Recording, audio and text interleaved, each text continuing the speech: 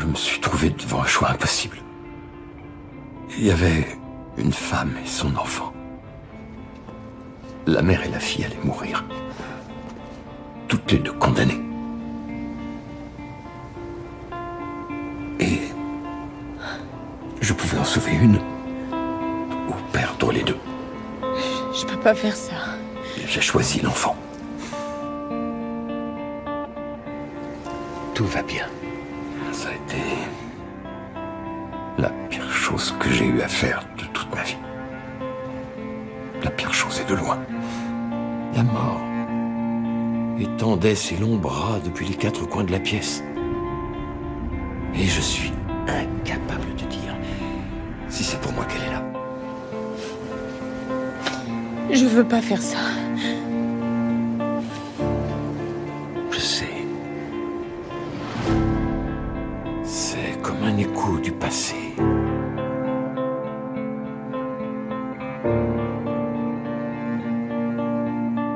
Il est resté parce qu'il a vu en moi l'homme que j'étais réellement. Un homme plongé dans les ténèbres, sans amis à qui faire confiance, sans espoir de connaître ce qu'est véritablement l'amour ou la loyauté.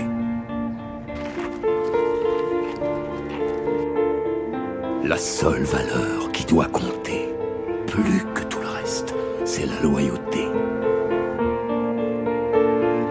Dembe a lié sa vie à la mienne pour essayer de me montrer, ce jour-là et tous les jours depuis, que le monde n'est pas à l'image de mes craintes. Dembe est la lueur dans les ténèbres. La preuve vivante qu'il existe une autre voie. Que la vie peut être douce et les hommes capables de bienveillance. Et je souhaite, j'espère, qu'il s'écoulera beaucoup de temps avant que ne commencent à s'estomper tous mes souvenirs de lui. J'ai cru t'avoir perdu. Une amitié comme la nôtre ne se forge qu'une seule fois dans cette vie. Pas encore, mon ami. Elle renaîtra dans la suivante. Je vais la libérer. Malgré la brutalité et la détermination dont tu penses que je pourrais faire preuve afin de protéger ce qui me tient le plus à cœur, tu n'as absolument pas la moindre idée des extrémités auxquelles je suis prêt à recourir. Je suis un homme violent, terriblement puissant et violent. Mais la façon qu'elle a de vous regarder, la façon dont elle vous aime, je ne peux rien faire contre ça. Et quand viendra inévitablement le temps de régler mes comptes avec votre coalition, ce sera à ton tour, Alan, d'être seul dans le noir. Faites demi-tour. Renoncez, votre place est chez vous. Ça peut vous sembler ce qu'il y a de plus dur au monde, mais c'est foncièrement plus facile que ce que vous projetez.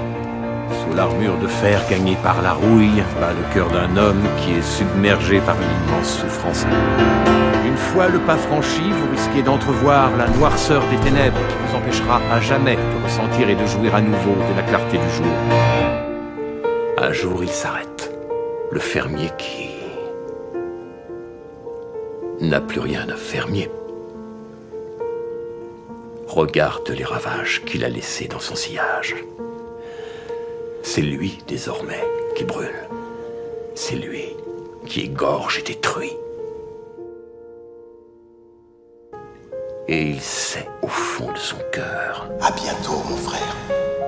qu'il mérite de payer. Vos plus proches amis sont de vagues connaissances.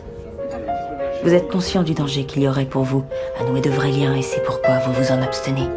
C'est aussi pourquoi vous êtes tant partagé à propos de moi. Il y avait une femme que j'aimais. Elle était ma raison d'être, au cœur. Mais elle est morte. Il n'y a rien qui puisse faire disparaître la douleur. Mais avec le temps, vous trouverez le moyen de vivre avec. Je marche dans l'obscurité, sur une voie sombre. Les voies sombres, ça me connaît. C'est même l'histoire de ma vie. J'ai appris à reconnaître la lumière, à faire une pause et à la regarder, à tendre vers elle, dans l'espoir qu'elle vienne m'envelopper. Et une fois de temps en temps, je me prélasse dans sa chaleur réconfortante, un petit moment avant de replonger dans la nuit. Je ne maîtrise pas l'issue de toute cette histoire. Lise, je t'en supplie. Et ça, ça crève-cœur à chaque fois que j'y pense un peu trop. Donc j'évite d'y penser. C'est fait. Personne n'est éternel, nous le savons tous. Ce que nous avons construit, ça aurait été miraculeux. Ça aurait été exaltant et dur à encaisser. Une bénédiction et tout le contraire. Ne te réfugie pas dans la nuit.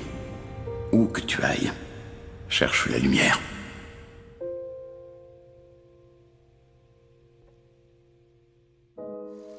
Il m'arrive très rarement de penser à celui que j'étais, autrefois. Mais je me demande si le hasard voulait qu'un rayon de lumière vienne à se glisser au fond de la grotte. Est-ce que je serais capable de le voir? Est-ce que je le sentirais? Est-ce que sa chaleur m'attirerait irrésistiblement? Et si c'était le cas, est-ce que pour autant j'en serais moins hideux? Ça t'arrive de rêver que tu voles?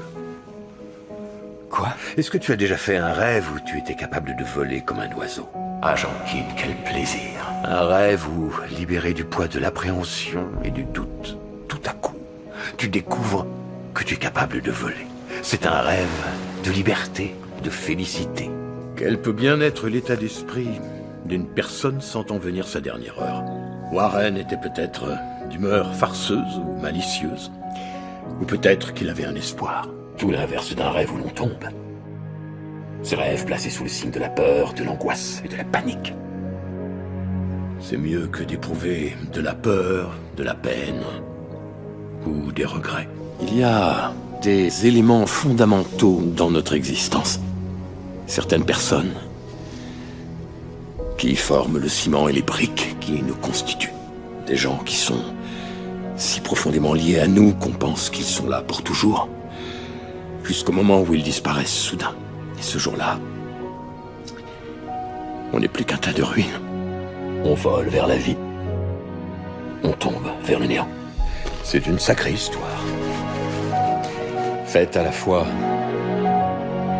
d'ambition et d'espoir. D'amour et de deuil. Qu'est-ce que vous allez faire? Détruire tous vos renseignements? La source de votre pouvoir? La source de mon pouvoir est ici. Elle ne sera pas détruite. Je me suis retrouvé debout devant la tombe ouverte de gens que j'aimais. Si souvent, on ne fait pas tout ce qui nous traverse la tête dans la vie.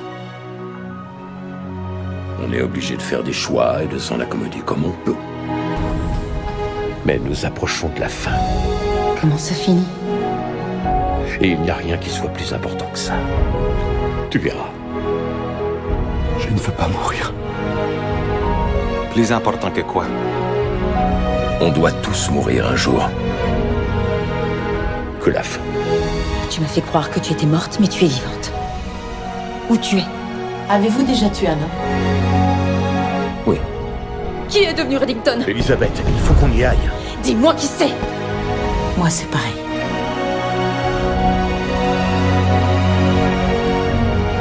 Je sais.